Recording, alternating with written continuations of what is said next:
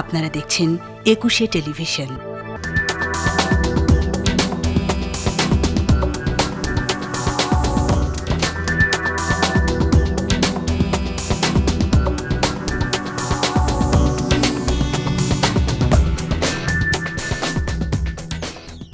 প্রিয় দর্শক, আমাদের নিয়মিত আয়োজন ইভ্যালি 21 রাতে আপনাদের স্বাগত জানাচ্ছি। আমাদের অনুষ্ঠানটি আপনারা একই সাথে সরাসরি দেখতে পাচ্ছেন আমাদের ফেসবুক পেজ www.facebook.com/2124 অনলাইনে।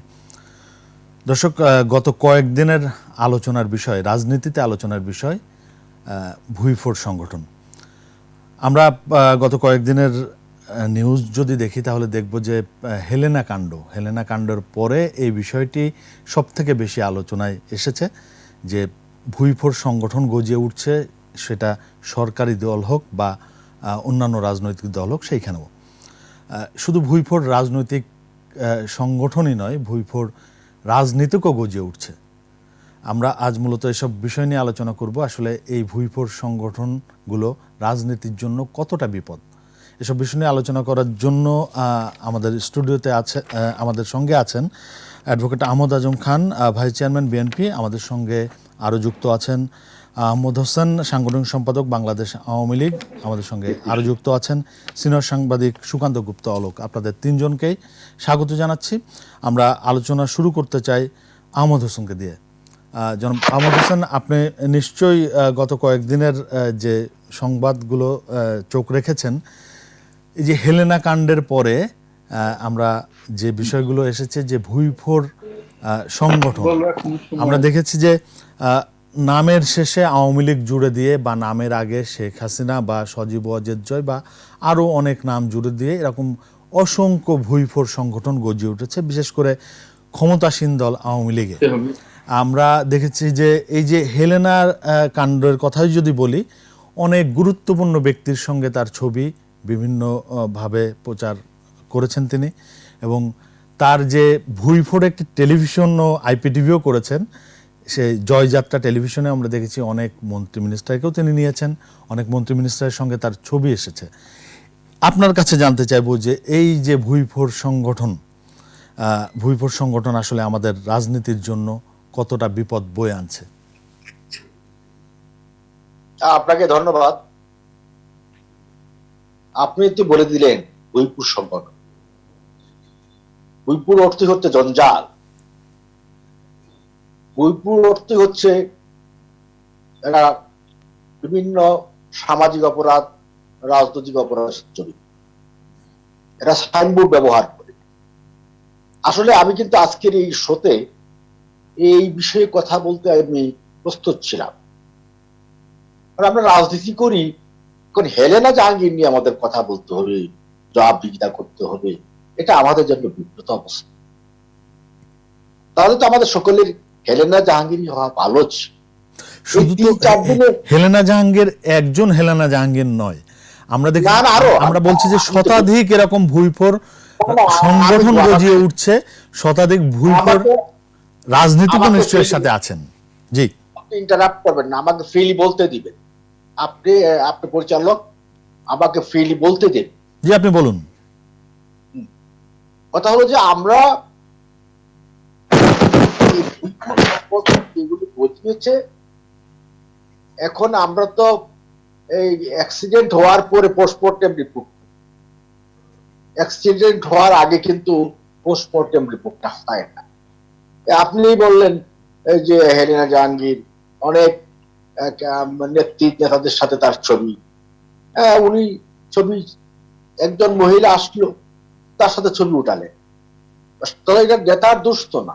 হেলেনা জাহাঙ্গীর কি কেমন ছিল, তার জয়যাত্রা টেলিভিশনে যারা গেলেন, এখন বলা হচ্ছে জয়যাত্রা টেলিভিশনের কোন আইনগত ভিত্তি নাই। তাহলে আমি বলবো এটা আইনগত ভিত্তি এখন নাই, এখন বলবো আমি আগে কেন খুঁজে দেখলাম না? এরকম জয়যাত্রা টেলিভিশন নাকি আরো আছে। আমি আপনার অনুষ্ঠানের মাধ্যমে তথ্যমন্ত্রীকে আমি টেলিফোন করবো, জয়যাত্রা টিভির মধ্যে তাদের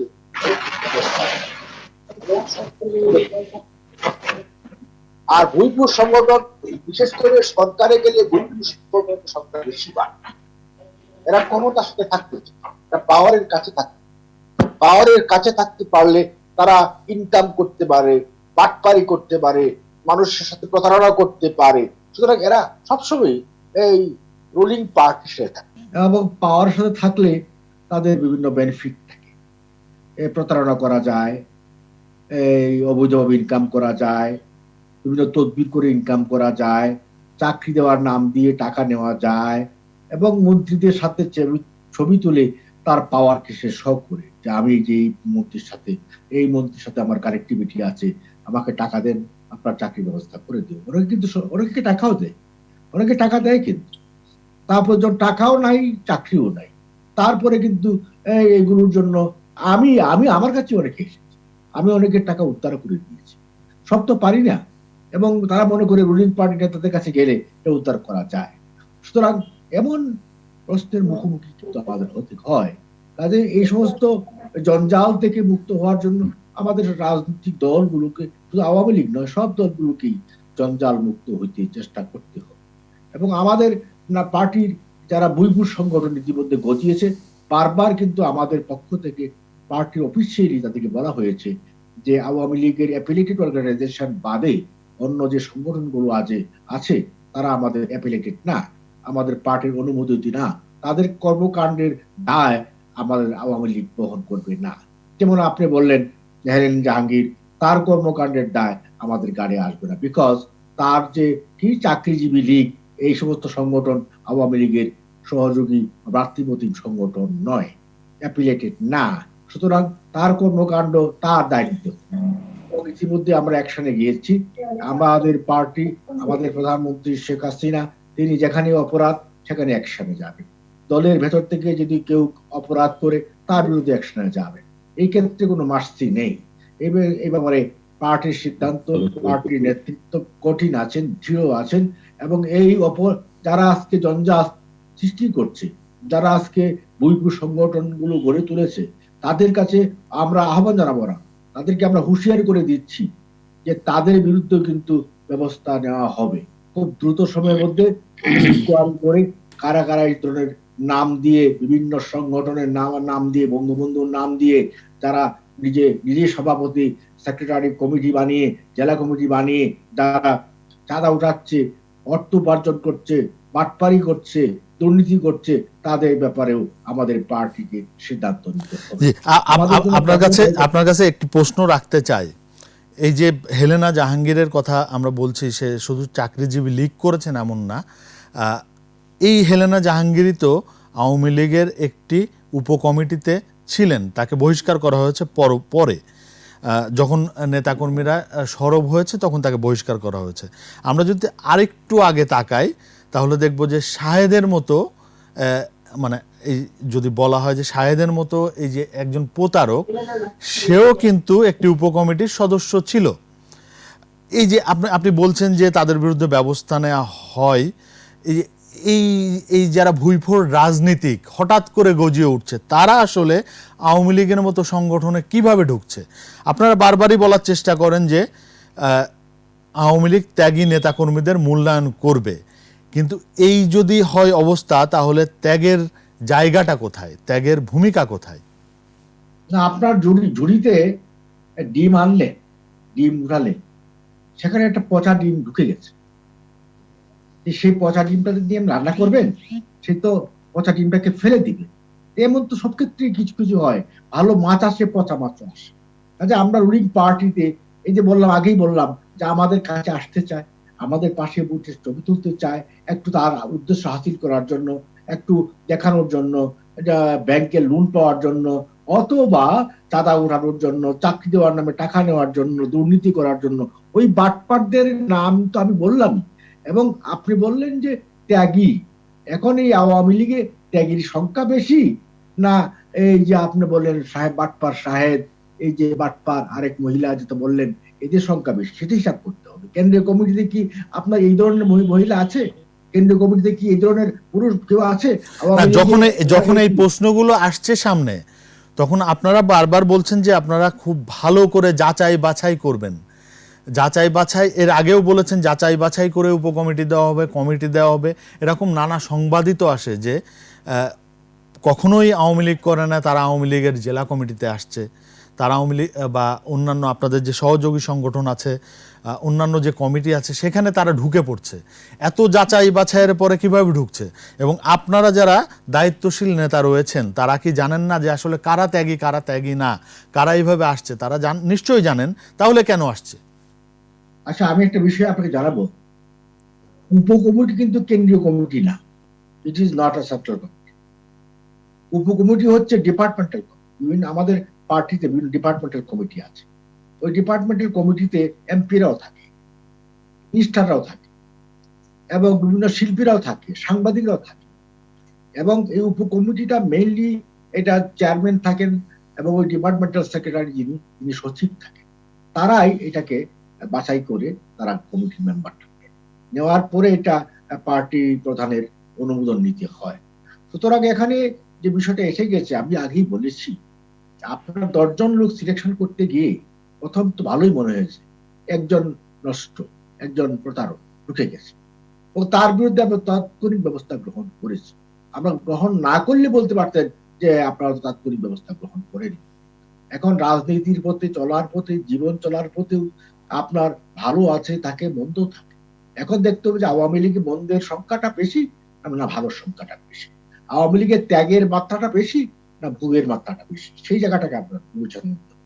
আওয়ামী লীগে ত্যাগের মাত্রাটা বেশি, এখানে ত্যাগী মানুষের সংখ্যাই বেশি। 81 member central committee, can you find anyone যে সে ডেডিকেটেড না, সে বইপুর, সে দুর্নীতিবাজ, সে কখনো ডেডিকেশনের বাইরে না। তারা রাজনীতিতে ছিল, ছাত্র জীবনে ছাত্রলীগ করেছে, রাজপথের মিছিলে ছিল, মৃত্যুর মিছিলে ছিল, ত্যাগ আছে, দীর্ঘদিন যাবত আওয়ামী লীগ করেছে। সুতরাং আদর্শের পরীক্ষায় তারা উত্তীর্ণ হয়েছে। সেই ধরনের কোনো ব্যক্তি সেন্ট্রাল কমিটিতে নেই। আপনার কাছে আসবো, আবার আমি একটু যেতে চাই অ্যাডভোকেট আহমদ আজম খানের কাছে। আহমদ আজম খান, আমরা যে বিষয়টিতে আলোচনা করছি ভুইফোর রাজনৈতিক সংগঠন বা ভুইফোর সংগঠন, বিএনপি ক্ষমতায় নেই দীর্ঘদিন। আমরা দেখেছি যে বিএনপির আসলে অঙ্গ এবং সহযোগী সংগঠন মিলিয়ে বিএনপির যে অঙ্গ সহযোগী সংগঠন 11টি, কিন্তু এর বাইরেও বিভিন্ন নামে, খালেদা জিয়ার নামে, তারেক রহমানের নামে বা জিয়াউর রহমানের নামে, অথবা আগে পরে জাতীয়তাবাদী শব্দ জুড়ে দিয়ে বেশ কিছু সংগঠন গজিয়েছে। একই প্রশ্ন আপনার কাছে, এই যে এরকম ভুইফোর সংগঠন রাজনীতির জন্য কতটা বিপদ? আপনাকে অনেক ধন্যবাদ। আহমেদ হোসেন সাহেবকেও ধন্যবাদ। স্বাগতম সম্মানিত দর্শক। আমাকে কি আপনি শুনতে পাচ্ছেন? জি জি। দেখুন, একটা রাষ্ট্রে যখন স্বাভাবিক রাজনীতি থাকে না, যখন রাষ্ট্রের সমস্ত অঙ্গ সহযোগী সংগঠনগুলো, সাংবিধানিক প্রতিষ্ঠানগুলো জবাবদিহিহীন হয়ে পড়ে, দুর্নীতিতে আকণ্ঠ নিমজ্জিত হয়ে যায়, যখন সরকার পরিচালিত হয় ভোটারবিহীন অবস্থায়, জনগণের মতামতের বাইরে, যখন গণতান্ত্রিক প্রক্রিয়া থাকে না, তখন এই অস্বাভাবিক পরিস্থিতিতেই এই ধরনের ভুইফুর সংগঠন বা ভুইফুর ব্যক্তি সরকারি দলেই নাম লেখান। কারণ সরকারি দলে নাম লেখালে তাহলে তারা দুর্নীতি করতে পারবে, তারা ব্রেড অ্যান্ড বাটার কামাতে পারবে। আর সেটাই এখন হচ্ছে। গত 1 যুগ যাবৎ আমাদের দেশে গণতান্ত্রিক প্রক্রিয়া ভঙ্গুর হয়ে গেছে, নির্বাচন প্রক্রিয়া ভঙ্গুর হয়ে গেছে, রাষ্ট্রীয় বিরাজনীতিকরণ হয়ে গেছে, অর্থাৎ রাজনীতি রাষ্ট্রের ভেতরে নেই। যে কারণে কিন্তু আজকে রাষ্ট্রের কোনো অঙ্গে, রাষ্ট্রের কোনো সাংবিধানিক প্রতিষ্ঠানে, কোনো মন্ত্রণালয়ে কোথাও কিন্তু জবাবদিহিতা নেই। এবং এই জবাবদিহিতার অভাবের কারণেই আজকে এই ধরনের ঘটনা ঘটছে। যখনই বা রাষ্ট্রের ভেতরে জবাবদিহিতা তৈরি হবে এবং নির্বাচন পদ্ধতি সুষ্ঠু হবে, গণতান্ত্রিক প্রক্রিয়া সুষ্ঠু থাকবে, তখন এই ধরনের ভুইফুর ব্যক্তিরা কোনো সুযোগই তৈরি করতে পারবে না। আপনাদের দলেও তো এরকম অসংখ্য সংগঠন আছে, আপনাদের দলের নাম করে এরকম অসংখ্য সংগঠন আছে। এই যে আমি আপনার কাছে প্রশ্নটা ছিল যে এই ভুইফোর সংগঠনগুলো আসলে রাজনীতির জন্য কতটা বিপদ? আমি আগেই বলেছি যে ভুইফুর সংগঠনগুলো রাজনৈতিক সংগঠন নয়, এগুলো রাজনৈতিক দলের জন্য আপদ। কিন্তু আবার আপনি আরেকটা প্রশ্ন আমাকে করেছেন যে আমাদের দলেও আছে। দেখুন, এই ধরনের ভুইফুর সংগঠন ক্ষমতাসীন দলে থাকে এবং ক্ষমতাসীন দলে যাই হলো, যখন আপনারা ক্ষমতায় ছিলেন তখন এই সংখ্যাটা বেশি ছিল, এখন কমেছে। যখন আপনারা ক্ষমতায় ছিলেন তখন এই সংখ্যাটি বেশি ছিল, এখন সেই সংখ্যাটি কমেছে। এখন হয়তো তারা আশা আছে কখন আবার বিএনপি ক্ষমতায় যাবে। দেখুন, আমাদের সময়ে এই ধরনের ভুইফুর সংগঠন ছিল না, এই রকমের শাহেদ বা হেলেনা জাহাঙ্গীর ছিল না। আপনার মনে থাকবার কথা যে এখন যে দুর্নীতি একজন সাবেক মন্ত্রী, অর্থমন্ত্রী আব্দুল মুহিত বলেছেন যে দুর্নীতির সাগর। আর যখন 96-2001 এই সময়ে যখন আওয়ামী লীগ ক্ষমতায় ছিল, তখন আওয়ামী লীগ দুর্নীতিতে বিশ্ব চ্যাম্পিয়ন ছিল। তো কাজে এই যে দুর্নীতির কারণে, জবাবদিহিতা না থাকবার কারণে এই সংগঠনগুলো বা এই ধরনের ভুইফুর ব্যক্তিগুলো সৃষ্টি হয়। তারা এই ধরনের সরকারের লোকদের সাথে সখ্যতা গড়ে তারা লুটপাটে ব্যস্ত হয়ে যায়, যেটা বিএনপিতে ছিল না বলেই বিএনপিতে কোনো শাহেদ তৈরি হয়নি, বিএনপিতে কোনো হেলেনা জাহাঙ্গীর বা ওই যে আরেকজন লেডি যে ওই টেস্ট করাতে গিয়ে ওই যে একজন মহিলা ডাক্তার, ওই রকম কেউ কিন্তু তৈরি হয়নি।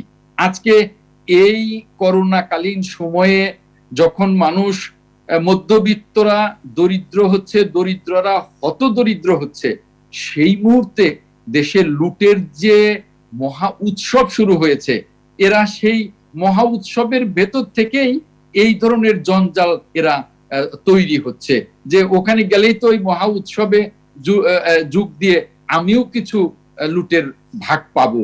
সেই জন্য আপনি দেখেন যে টেস্টের দুর্নীতি, ভ্যাকসিন কেনায় দুর্নীতি, আপনার মাস্কে দুর্নীতিটা নেই কোন জায়গাটায়। আপনি রাস্তাঘাটের কাজে দেখবেন যে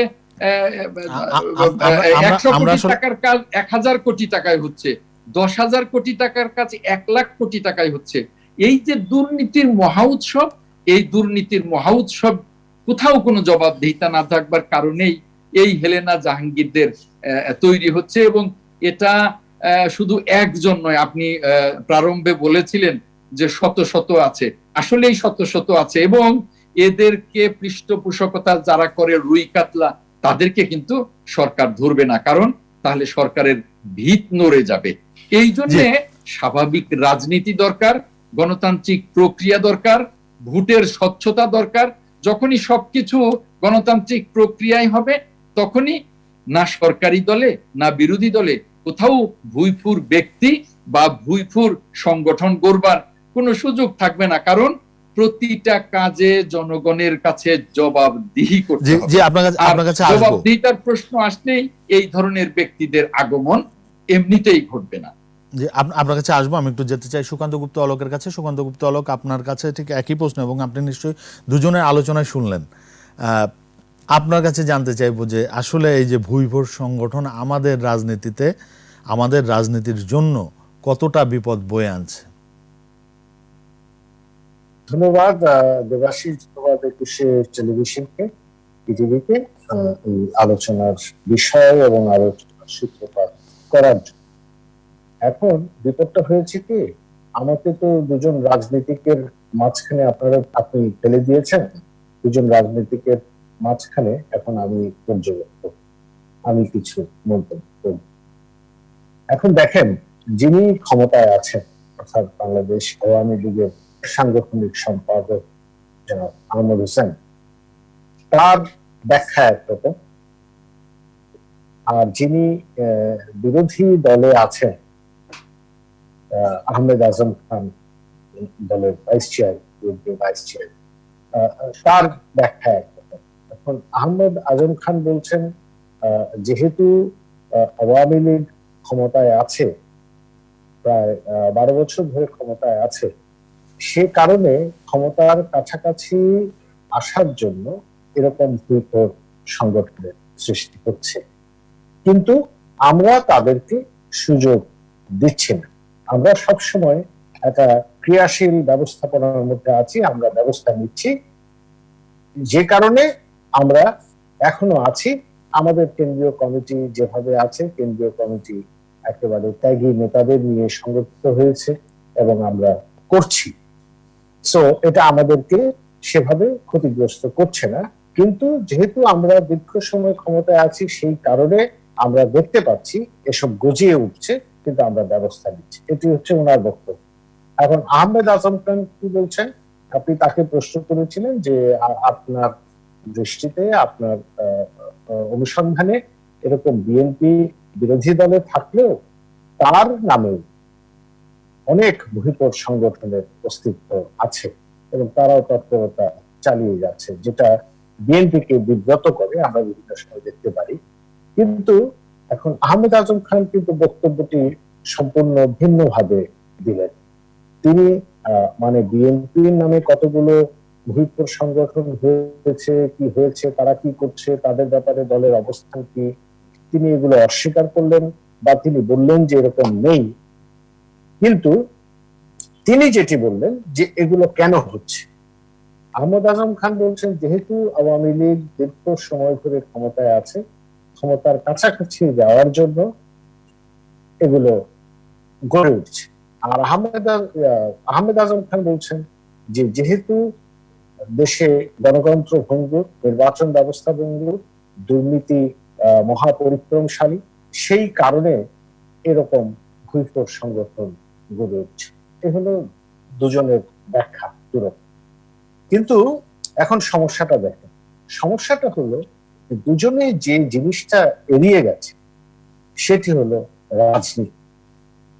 যদি রাজনীতি জীবিত থাকে, রাজনীতি বর্তমান থাকে, রাজনীতি বলতে আমরা যেটা বুঝি রাজনৈতিক কর্মকাণ্ড, রাজনৈতিক তৎপরতা, রাজনৈতিক দীক্ষা, রাজনৈতিক দর্শন, রাজনৈতিক আদর্শ, এই তৎপরতাগুলি যদি থাকে, রাজনীতির সংগঠন এগুলো যদি থাকে, তাহলে কিন্তু ভূইফোর সংগঠন গজিয়ে ওঠে না, বা যারা ভূইফোর সংগঠন তৈরি করে তাদের কোনো অস্তিত্ব থাকে না, তারা কোনো সুবিধা নিতে পারে না, তারা কোনো ব্রেড এন্ড বাটারের কাছাকাছি যেতে পারে না। এটি হলো। তো এখন দুইজনের কথায় ওই যে রাজনীতি, এটির কি স্ট্যাটাস, এই জায়গাটি কিন্তু ইম্পর্টেন্ট। এখন আমি মনে করি যে আসলে রাজনীতিটি নেই, রাজনীতির যে সাংগঠনিক বিস্তার সেটি নেই, রাজনীতির যে আদর্শিক বিস্তার সেটি নেই, রাজনীতির শুদ্ধ চর্চাটি, রাজনীতি দৃশ্য তো আছে, শুদ্ধ চর্চাটি নেই। আপনি এটাই তো নিশ্চয়ই আপনার মূল বক্তব্য। না, সেটা শুদ্ধ অশুদ্ধ তো পরের কথা।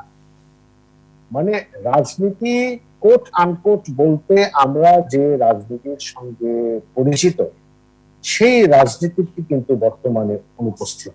রাজনীতিটি তো হয়ে গেছে ব্রেড এন্ড বাটারের কাছে, সবাই খালি কিছু খোঁজে, সবাই কিছু পেতে চায়, সেই রাজনীতি আছে। কিন্তু ওই যে আহমদ হোসেন বললেন যে তার কমিটিতে সবাই ত্যাগী নেতারা আছেন, কিন্তু ত্যাগ তিতিক্ষার রাজনীতি কি এখন আছে? নেই। পাওয়ার রাজনীতি আছে, জাগতিক রাজনীতি আছে, ব্রেড এন্ড বাটারের রাজনীতি আছে, যে কারণে এসব কিন্তু করছে। এখন দেখেন কতগুলো শব্দ এই গত এক যুগ ধরে বা আরো সময় ধরে এগুলো কিন্তু বিকশিত হয়েছে। এই যে একটি হচ্ছে ভূইফোর, একটি হচ্ছে সাইনবোর্ড সর্বস্ব, একটি হচ্ছে হাইব্রিড, একটি হচ্ছে কাউয়া, একটি হচ্ছে অনুপ্রবেশকারী, একটি হচ্ছে পরজীবী, একটি হচ্ছে যে অমুক দলের ভিন্ন দলের লোকজন এসে ঢুকে পড়ছে। ও সুবিধাবাদী, এই যে শব্দবন্ধগুলো, এগুলি কিন্তু বিকশিত হয়েছে। এগুলি যখন রাজনীতিতে বিকশিত হয় তখন এই ভুইফোর সংগঠনগুলো গড়ে উঠছে। এবং শুধু সংগঠন, এটি বাংলাদেশ আওয়ামী লীগের ক্ষেত্রে ওই 23 বঙ্গবন্ধু এভিনিউ ওই ঠিকানা ব্যবহার করে শুধু হচ্ছে কি, এটি বাংলাদেশ জাতীয়তাবাদী দল বিএনপির যে নয়াপল্টনের কেন্দ্রীয় কার্যালয় বা উল্টো দিকে যে ভাসানী পরিষদের যে নয়াপল্টনের ঠিকানা, সেটাকে কেন্দ্র করে কতগুলো গড়ে উঠছে একই বিষয়। শুধু তাই নয়, এর বাইরে যেটি হচ্ছে, এখন তথ্য প্রযুক্তির যুগ, এখন ডিজিটালাইজেশনের যুগ, এখন ইন্টারনেটের যুগ। এখন দেখেন এই ভুইফোররা, তারা কিন্তু সেই প্রযুক্তি ফুঁড়ে তারা সামাজিক মাধ্যমেও কিন্তু বিকশিত হচ্ছে। অর্থাৎ ভুইফোর এখন সাংগঠনিক কাঠামো নিচ্ছে, সাংগঠনিক একটি স্ট্রাকচারের মধ্যে আসছে ভুইফোররা। তারা সামাজিক যোগাযোগ মাধ্যমেও কিন্তু, ইন্টারনেটেও কিন্তু তারা প্রভাব বিস্তার করছে। আগে ইন্টারনেটের পাতায় পাতায় ছিল, এখন সেটি আবার ইন্টারনেটের, আপনি যেটি বলছিলেন যে ভুইফোর টেলিভিশন হয়ে যাচ্ছে, ভুইফোর পত্রিকা আছে, আন্ডারগ্রাউন্ড পত্রিকা আছে, আন্ডারগ্রাউন্ড টেলিভিশন আছে, আন্ডারগ্রাউন্ড অনলাইন পোর্টাল আছে, এখন আন্ডারগ্রাউন্ড, এখন অনলাইনে, এখন আপনার IPTVও হয়ে যাচ্ছে ভুই। এখন এখানে আপনি কি করবেন? আমি বারবার আমাদের বিরতির সময় হয়ে এসেছে, আপনি যদি সংক্ষেপে শেষ করেন।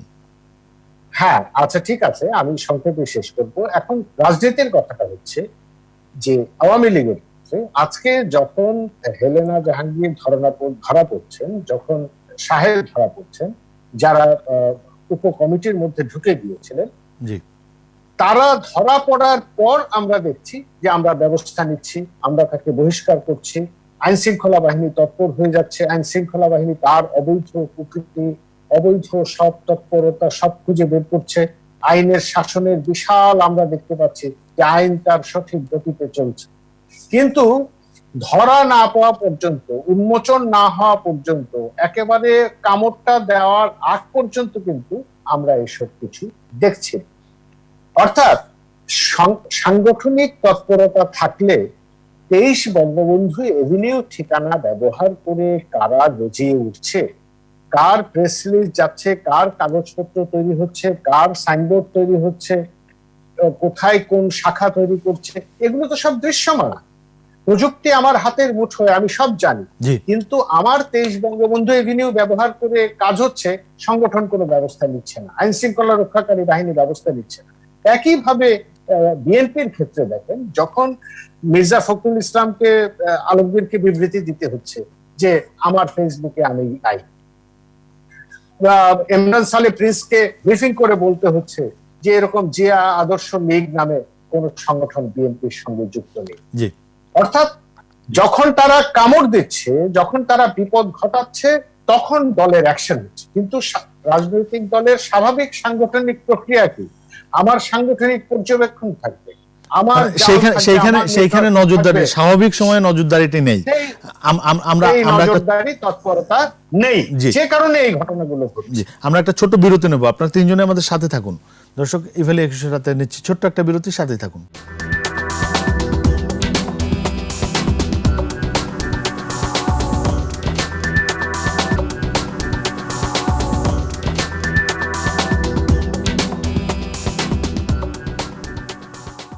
দর্শক, ইভেলে 21 রাতে আবারও স্বাগত জানাচ্ছি। আমাদের আজকের আলোচনার বিষয় ভুইফোর সংগঠন ও আমাদের রাজনীতি। আমি আবারও যেতে চাই আহমদ হোসেনের কাছে। আহমদ হোসেন, আপনি নিশ্চয়ই আমাদের দুজন আলোচকের আলোচনা শুনছিলেন। আপনার কাছে জানতে চাইব যে নিশ্চয়ই এই ভুইফোর সংগঠনগুলো, ভুইফোর রাজনীতিক যারা ধরা পড়েছেন এবং যারা এখনো ধরা পড়েননি, তারা নিশ্চয়ই আমাদের রাজনীতির জন্য বিপদ, ভীষণ বিপদ। আসলে এখন ব্যবস্থাটা কি হওয়া উচিত, সেটা দলীয় ব্যবস্থা হোক বা আইনি ব্যবস্থা হোক, ভুইফোর সংগঠন এবং ভুইফোর রাজনীতিকদের বিরুদ্ধে ব্যবস্থাটি আসলে কি হওয়া উচিত? জি, আমরা কিন্তু বিষয়ভিত্তিক আলোচনা থেকে সরে আসছি।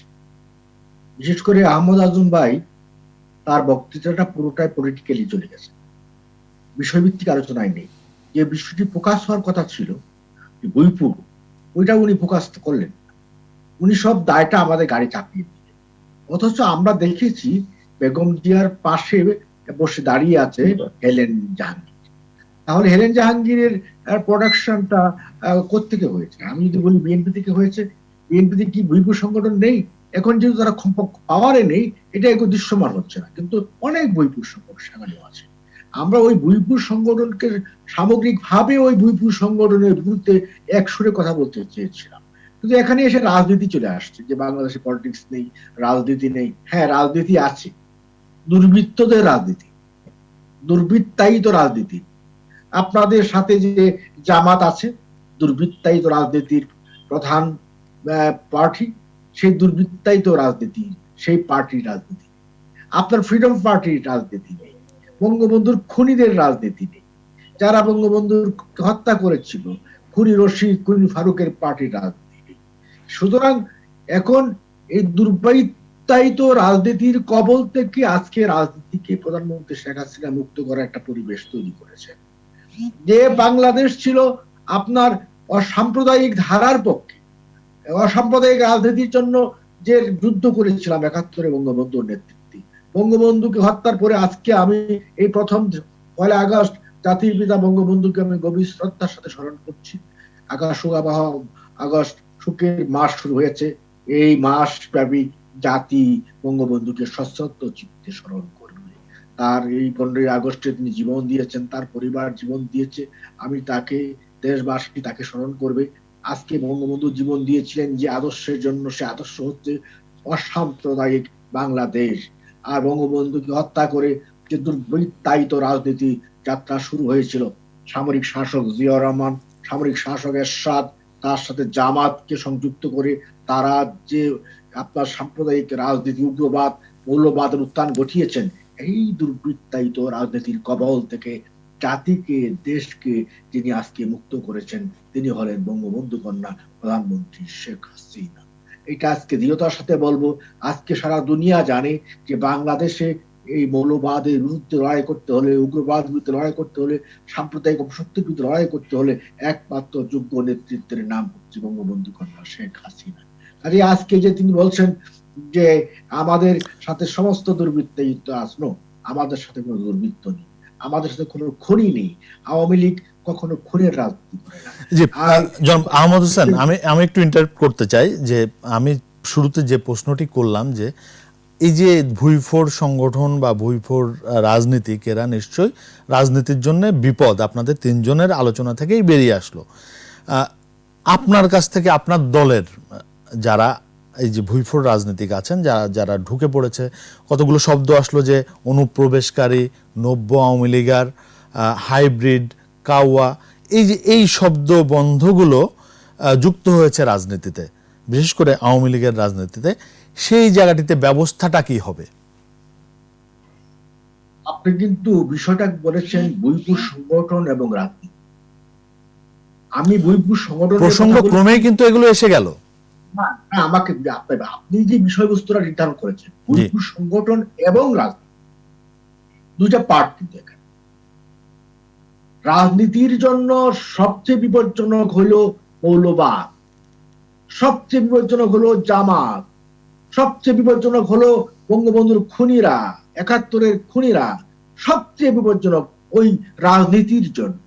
আর বইপুর সংগঠনগুলো যেগুলো তৈরি হয়েছে, এরা আমাদের পার্টির সুনাম নষ্ট করে, সরকারের ভাবমূর্তি নষ্ট করে, এদের বিরুদ্ধে ব্যবস্থা নেওয়াটা আমাদের জন্য খুব কঠিন বিষয় না। আমরা এতে নিয়ে যাচ্ছি, আমরা নেব।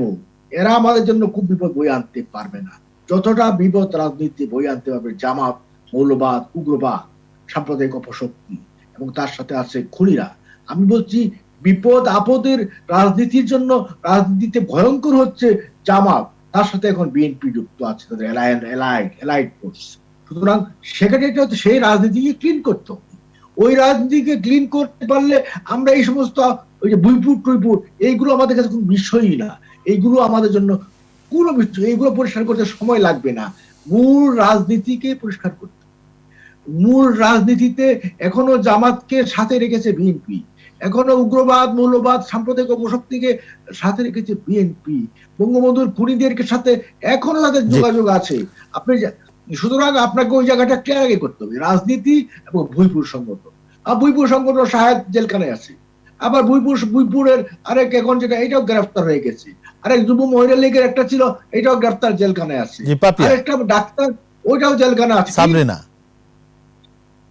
কি নাম, সাবরিনা ডাক্তার, সে এখন জেলখানায় আছে।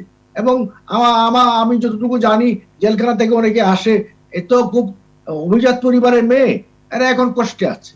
সুতরাং আমরা তো ব্যবস্থা নিচ্ছি। আমাকে বলতে হবে যে যখনই সমস্যা হচ্ছে, সংকট হচ্ছে, কোথাও ভুইপুর সংগঠন কোন অপকর্ম করছে, সরকার সেখানে অ্যাক্টিভ কিনা। কিন্তু ঘটনা ঘটার পরে ব্যবস্থা না নিয়ে যদি আগেই ব্যবস্থা নেওয়া যেত তাহলে তো এই প্রশ্নটিতে আসতো না। আমি কথাটা বলি, অ্যাক্সিডেন্টে রুগীটা মারা গেছে, মারা যাওয়ার পরে তো পোস্টমর্টম হবে। রুগী আক্রান্ত হওয়ার পরেই তো আপনার ডাক্তার প্রয়োজন হবে। আমি আক্রান্ত হওয়ার পরে কি করে বুঝবো যে এই রোগী আক্রান্ত? জি, আপনার কাছে আসবো, আপনার কাছে আবার আসবো। আপনি আপনার মতো করে উদাহরণ দিয়েছেন। যাই হোক, আমি যেতে চাই আহমদ আজম খানের কাছে। আহমদ আজম খান, আপনার কাছে জানতে চাইবো যে এই যে আপনি কিন্তু শুরুর দিকে সুকান্ত গুপ্তা অলোক বলেছেন যে আপনি আমার মূল প্রশ্নটি এড়িয়ে গিয়েছিলেন, তারপরেও আবার আপনার কাছে একই প্রশ্ন করব এবং একই প্রশ্নের সূত্র ধরে আসবো যে এই যে বিএনপিতে যে ভুইফোর সংগঠন, বিএনপির নাম ব্যবহার করে যে সংগঠনগুলো গজিয়ে উঠছে এবং ভার্চুয়ালি অনেক সংগঠন ভার্চুয়ালি গজিয়ে উঠছে, সেই ক্ষেত্রে আপনার দল তাদের বিরুদ্ধে কোনো ব্যবস্থা নেবে কিনা বা নিচ্ছে কিনা? দেখুন, আওয়ামী লীগের সাথে যখনই কোনো টক শোতে বসি বা কোনো আলোচনায় বসি, তাদের যখন আর বলার কিছুই থাকে না, তখনই তারা শহীদ রাষ্ট্রপতি জিয়াউর রহমানকে সামরিক শাসন বলে ওই ভাঙা ক্যাসেট বাজাতে শুরু করেন। আরে শহীদ রাষ্ট্রপতি জিয়াউর রহমান যদি গণতন্ত্রই না দিতেন, আজকে তো আওয়ামী লীগ ক্ষমতায় আসতো না। কারণ একদলীয় শাসন ব্যবস্থা থেকে তো বহুদলীয় শাসন ব্যবস্থায় শহীদ রাষ্ট্রপতি জিয়াউর রহমানই তার শাসন আমলে এনেছিলেন, যে কারণে নতুন করে আওয়ামী লীগ হলো এবং আজকে সেই আওয়ামী লীগ ক্ষমতায়। শহীদ রাষ্ট্রপতি জিয়াউর রহমানকে তো শ্রদ্ধা জানানো উচিত, কিন্তু আমি আলোচনায় আসি। সেটা হলো আমাদের অলোকদা একটা চমৎকার আলোচনা করলেন, আমার খুব ভালো লাগলো। অলোকদা সম্ভবত আমার আলোচনার প্রারম্ভিক আলোচনায় বোধহয় খেয়াল করেননি। আমি অলোকদা যে আলোচনাটা করেছেন যে আসলে তো রাজনীতি দেশে নেই, ওই কথাটাই কিন্তু আমি বলেছিলাম যে যখন রাষ্ট্র বিরাজনীতিকরণ হয়ে যায়, এই শব্দটাই বলেছিলাম। হয়তো অলোকদা খেয়াল করেন নাই। আমার অলোকদার আলোচনাটা খুবই ভালো লেগেছে। সুকান্ত গুপ্ত অলোক কিন্তু একটু কথা বলেছেন যে সংগঠনও নেই, অনেক সাংগঠনিক চর্চাও না। হ্যাঁ, যখনই দেশে রাজনীতি না থাকে, যখনই সুষ্ঠু রাজনীতি না থাকে, যখনই সুষ্ঠু গণতন্ত্র না থাকে, যখনই সুষ্ঠু ভোট ব্যবস্থা না থাকে, তখনই দেশে জবাবদিহিতা থাকে না। আর যখনই জবাবদিহিতা না থাকে, তখনই এই ধরনের ভুইফুর সংগঠন গজিয়ে ওঠেন। অলোকদাও বলেছেন যে বিএনপিতেও যে কিছু কিছু গজিয়ে ওঠেনি তা না, আমিও কিন্তু অস্বীকার করব না। কিন্তু বিএনপিতে যারা গজিয়ে উঠছে তারা কিন্তু ব্রেড অ্যান্ড বাটারের জন্য না, রাজনীতি না থাকবার কারণেই বিএনপি না হলে আশাই থাকা আর কি, তারা কোনো না কোনো কর্নার থেকে কাজ করতে চায়।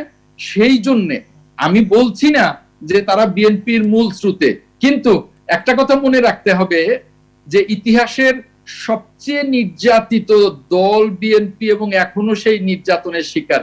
এই নির্যাতনের ভেতরেও যারা বিএনপি বা বিএনপির নামে বা বিএনপির সহযোগী নামে কোনো সংগঠন করে কাজ করতে চায়, বুঝতে হবে যে এখানে কোনো ব্রেড নাই, বাটারও নাই। এখানে আসলে অত্যাচার নির্যাতনের শিকার হতে হবে। তারপরেও তারা কাজ করবার চেষ্টা করছে বলে আসছে। আমি বলছি না যে এখানেও ভুইফুন নেই, এখানেও ভুইফুন নেই তা বলছি না। তবে আপনাদের অনেক নেতাও কিন্তু স্বীকার করছেন, আপনাদের অনেক সাংগঠনিক চর্চা হবে, তখন আর এই ভুইফুর সংগঠনগুলো থাকতে পারবে না, যেটা সরকার করতে দিচ্ছে না। কারণ করতে দিলেই সরকারের অস্তিত্বে টান করবে।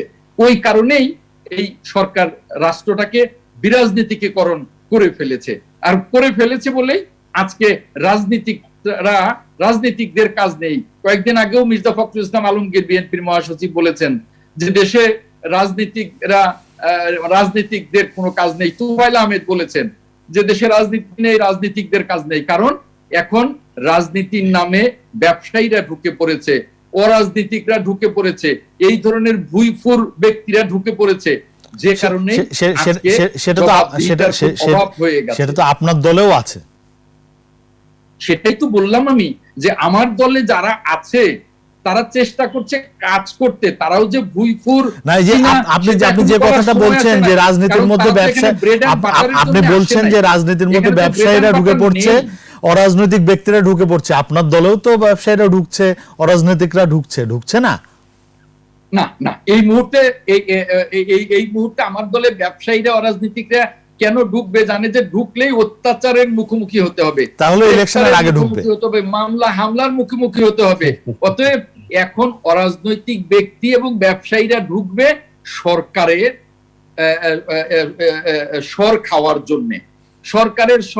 জন্য, সরকারে ঢুকবে। আর জানে যে ওখানে কোন রকমের জবাবদিহিতা নেই, ওখানে উইদাউট অ্যাকাউন্টেবিলিটি অনেক কিছু লুট করা যায়।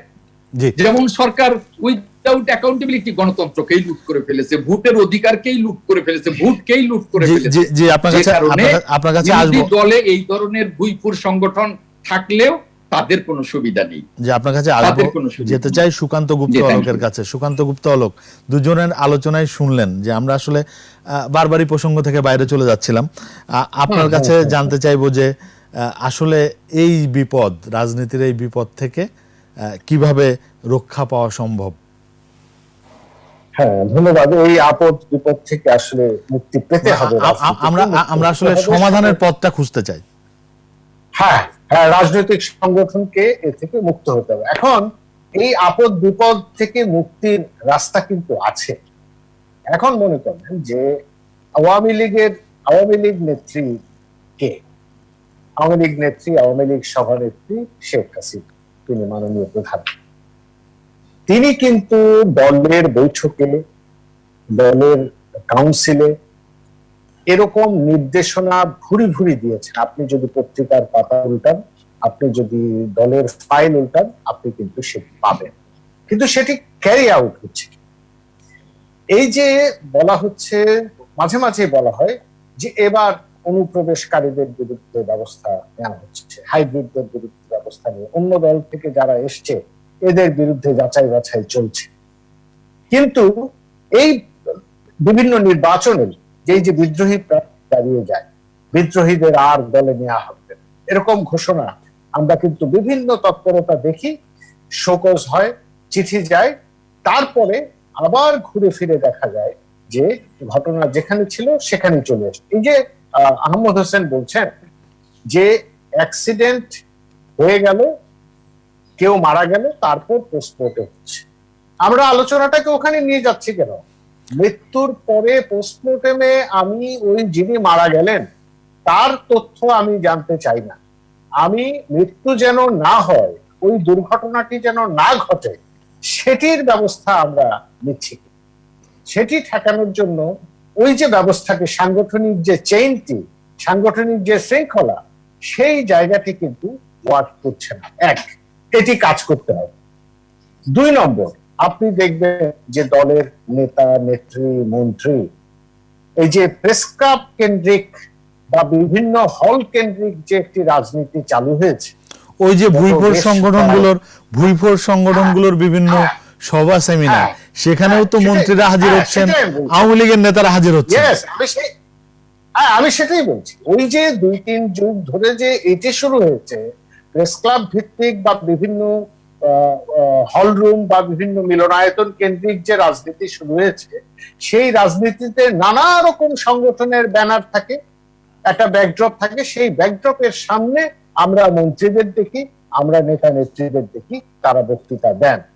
অর্থাৎ ভুইফোরদের রাজনীতি আছে।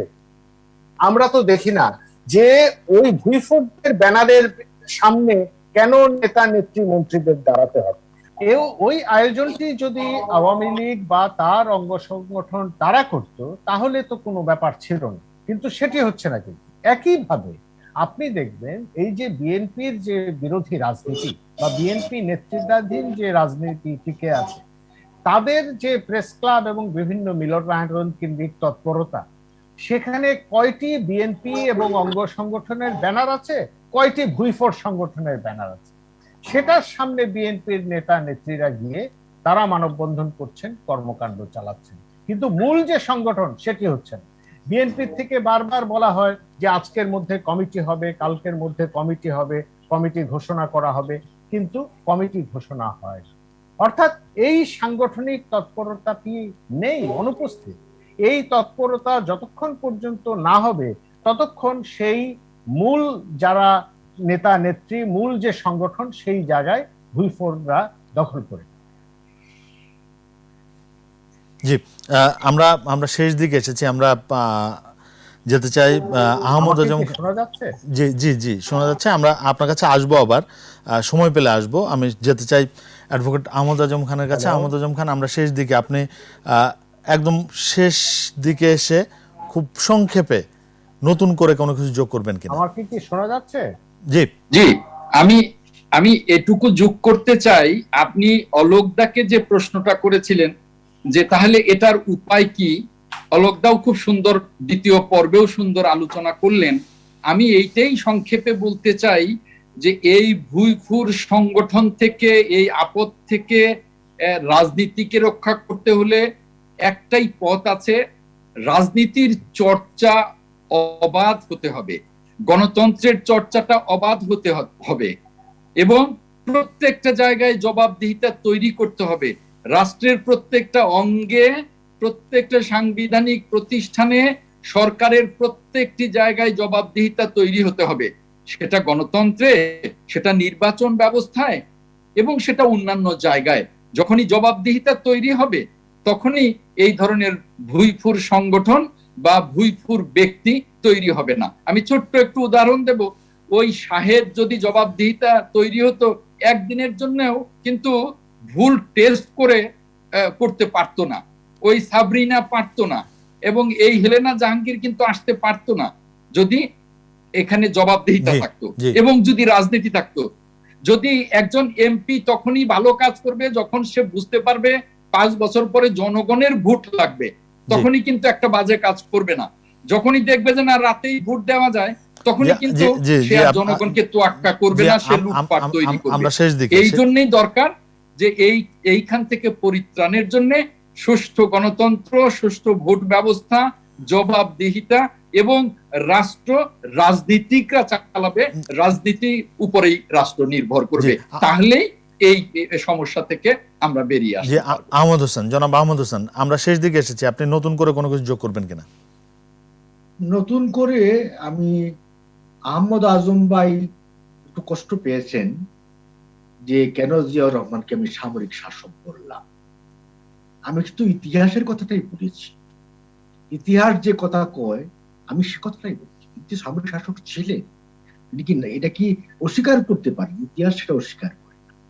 তিনি বঙ্গবন্ধুর হত্যার মধ্য দিয়ে বঙ্গবন্ধুর খিলাফতের সহযোগিতায় বিএনপি গঠন করেছেন এবং তিনি বলেছেন বিরাজনীতিকরণ। এই বিরাজনীতিকরণ শুরু করেছে কে? জিয়াউর রহমান। তিনি বলেছিলেন যে I will make politics difficult for the politicians. এই কথাটা তিনি জিয়াউর রহমান নিজেই বলেছিলেন। সুতরাং এই বিরাজনীতিকরণের প্রক্রিয়াটা তিনি শুরু করেছিলেন। এই রাজাকারদের আনো, এই বঙ্গবন্ধু খুনিদেরকে আনো, এই আলবদরদেরকে আনো। সুতরাং এই বিরাজনীতিকরণের এই ধারা থেকে রাজনীতির ধারাটা আজকে ফিরে এসেছে। বিএনপির কোনো অ্যাক্টিভিটি নেই, বিএনপির কোনো কার্যক্রম নেই। আমরা কি তাদের কার্যক্রম চালিয়ে দেব? আপনি বলছেন এই পরিস্থিতি থেকে মুক্তির পথটা কি? মুক্তির একটি পথই আছে, রাজনীতির মূল ধারায় ফিরে আসতো। জি, আপনার কাছে খুব ছোট্ট করে try to understand me brother, try to understand me, বলুন। রাজনীতির মূল ধারাটা আপনাকেও বুঝতো। রাজনীতির মূল ধারাটা হচ্ছে মুক্তিযুদ্ধের পথে আসতো, মুক্তিযুদ্ধের চেতনার পথে আসতো। ওই মুক্তিযুদ্ধের চেতনার প্রতি আসলেই আপনার রাজনীতি শুদ্ধ হবে, ভালো হবে। আমি একটু 30 সেকেন্ড কথা বলতে চাই, 30 সেকেন্ড। আহমদ হোসেন, আমি 30 সেকেন্ড একটু কথা বলতে চাই। রাষ্ট্রপতি জিয়াউর রহমান সামরিক শাসক ছিলেন না, উনি পূর্বসূরির কাছ থেকে পেয়েছিলেন, উনি গণতন্ত্র ফিরে এসেছিলেন, উনি রাজনীতির চর্চা করতেন। লাভটা কি? গত 12 বছরের রাজনীতির বিরাজনীতিকরণ হয়ে গেছে। আমরা একটু প্রসঙ্গে থাকতে চাই, দুজনকে বিনীতভাবে আমি বলছি, আমি আহমদ হোসেন আপনার কাছে একটি প্রশ্ন করতে চাই, আপনাকে একটি প্রশ্ন করতে চাই। সুকান্ত গুপ্ত অলোক সেই প্রশ্নটি ছুড়েছিলেন। প্রশ্নটি হচ্ছে যে মাননীয় প্রধানমন্ত্রী, আওয়ামী লীগ সভাপতি শেখ হাসিনা যে বারবার যে কথাগুলো বলেন নেতাদের উদ্দেশ্যে, সেই নির্দেশগুলো সঠিকভাবে প্রতিপালন হয় না, সেই নির্দেশগুলো ঠিকঠাক মতো বাস্তবায়ন হয় না, যে কারণেই কিন্তু সংগঠনের মধ্যে এরকম অযাচিত লোকজন ঢুকে পড়ছে। এই প্রশ্নের উত্তরে আপনি কি বলবেন? আচ্ছা, আমি একটা মেসেজ দেব আপনাকে। এখন অলোকদা বলেছেন যে বিদ্রোহী প্রার্থী, আমরা কিন্তু এবার কমিটিগুলো যাচাই বাছাই করেছি, একটা সিদ্ধান্ত নিয়েছি, যারা বিদ্রোহী প্রার্থী ছিল, নির্বাচিত হোক অথবা অনির্বাচিত, তাদেরকে আমরা কমিটিতে রাখি নাই। ইটস আ মেসেজ যে পার্টি ডিসিপ্লিন ব্রেক করলে কাউকে কমিটিতে রাখা হবে না। এটা তো একটা পার্ট, বাকিটা ইম্পর্টেন্ট পার্ট। আর এবার আমরা আপনার জেলা কমিটিগুলো আমরা একটা টিম করেছেন প্রতিটা বিভাগে, ওই টিম বসে যাচাই বাছাই করে এই নাম কে, কোত্থেকে আসতো, তার ক্যারিয়ার কি, এগুলো যাচাই বাছাই করে আমরা কমিটি দিয়েছি। এখন এ কথা কেউ বলতে পারবে না যে কোন জেলায় কোনো কাওয়া ঢুকে গেছে, আপনার সেখানে কোনো দুর্বৃত্ত ঢুকে গেছে, এটা কথা বলার সুযোগ দেয়া চেক করে নিয়েছি। জি, ধন্যবাদ আপনাকে। আমরা ব্যবস্থা গ্রহণ করেছি, রাজনীতি নেই বলেই যাচাই বাছাইয়ের বিষয়। জি, ধন্যবাদ আপনাকে। সুকান্ত গুপ্ত অলোক, একদম শেষ মিনিটে আপনি নতুন কোনো কিছু যোগ করুন। নেতা হবে, ধন্যবাদ। কে সামনে আসবে, আসলে রাজনীতি নেই বলেই। জি, আমরা একটু সুকান্ত গুপ্ত অলোকের কথা শুনে আসতে চাই, আমরা শেষ দিকে একদম। না, ধন্যবাদ। আহমদ হোসেন, আওয়ামী লীগ সাংগঠনিক সম্পাদক, তিনি আশ্বস্ত করলেন যে দল ক্রিয়াশীল আছে এবং তারা এভাবে ব্যবস্থা নিচ্ছেন এবং ভবিষ্যতে দেখা যাবে না। কিন্তু এই যে ব্যবস্থা নিচ্ছেন, এই ব্যবস্থাটা আমরা আসলে দেখতে চাই। আমরা কি বুকে হাত দিয়ে বলতে পারি, আমরা কি নিশ্চিত হতে পারি যে আগামী 6 মাসে আমরা এরকম আর কোনো ভুলকে আমরা সামনে দেখব না, বা সাংবাদিকরা বা রিপোর্টাররা তাকে সামনে আনার আগে, সেই কেচো খোঁড়ার আগে দল ব্যবস্থা নেবে, আইন শৃঙ্খলা রক্ষাকারী বাহিনী ব্যবস্থা নেবে, সেই ব্যবস্থাটি আছে কি? আমরা কি বিএনপির কে দেখব যে বিএনপির নেতারা তারা তাদের কার্যক্রম করেন, সেই কার্যক্রমটি দলের ব্যানারে হোক, কোনো ভুলখোর সংগঠনের ব্যানারে যেন না হয়, দল তৎপর থাকুক। আওয়ামী লীগের নেতা মন্ত্রীরা তারা দলের ব্যানারে তারা কার্যক্রম করবেন, অনুষ্ঠানে যাবেন, কোনো ভুলখোর সংগঠনের ব্যানারে যাবেন না। তাহলে দল যখন তাদেরকে অ্যাক্সেস না দেবে, দলের নেতা নেত্রী মন্ত্রীরা যখন অ্যাক্সেস না দেবে, তখন এই ভুলখোররা কিন্তু ব্রেড এন্ড বাটারের সন্ধান করতে পারবে না। অর্থাৎ রাজনীতিকে জীবিত রাখতে হবে। জি, আমরা অবশ্যই চাই যে ভুইফোর সংগঠনগুলো আসলে রাজনীতির মাঠ থেকে বিদায় নিক, এবং আপনি যে কথাটি বললেন যে নেতা নেত্রীরা যাতে এই ভুইফোর সংগঠনের ব্যানারে না আসতে পারে, তাহলেই তারা অনেকখানি ছিটকে পড়বে। আজকের আলোচনা আমরা শেষ করতে চাই। আমাদের সঙ্গে যোগ দেওয়ার জন্য অ্যাডভোকেট আহমদ আজম খান, আহমদ হোসেন, সুকান্ত গুপ্ত অলোক, আপনাদের তিনজনকে অসংখ্য ধন্যবাদ। আপনারা তিনজনই আপনাদের মূল্যবান সময় আমাদেরকে দিলেন।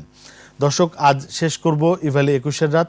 নিশ্চয়ই আমাদের আলোচনা আপনাদের ভালো লেগেছে। আর আলোচনা থেকে যে বিষয়টি বেরিয়ে আসলো, এই ভুইফোর সংগঠনগুলো রাজনীতির জন্য বিপদ। এই বিপদ থেকে আমরা মুক্তি পেতে চাই, আর সেই মুক্তির জন্য এই ভুইফোর সংগঠনগুলোকে যাতে কোনো রাজনৈতিক দল তাদেরকে সুযোগ না দেয়, তাদেরকে অ্যাক্সেস না দেয়, সেই বিষয়টি আমাদের আলোচনা থেকে বেরিয়ে আসলো। আমরা আশা করব এই কাজটি যদি রাজনৈতিক দলগুলো করে, তাহলে রাজনীতি থেকে এই অশুভ শক্তি হারিয়ে যাবে। আমরা সেই আশাটাই করতে চাই। সবাই ভালো থাকবেন, সুস্থ থাকবেন। শুভরাত্রি।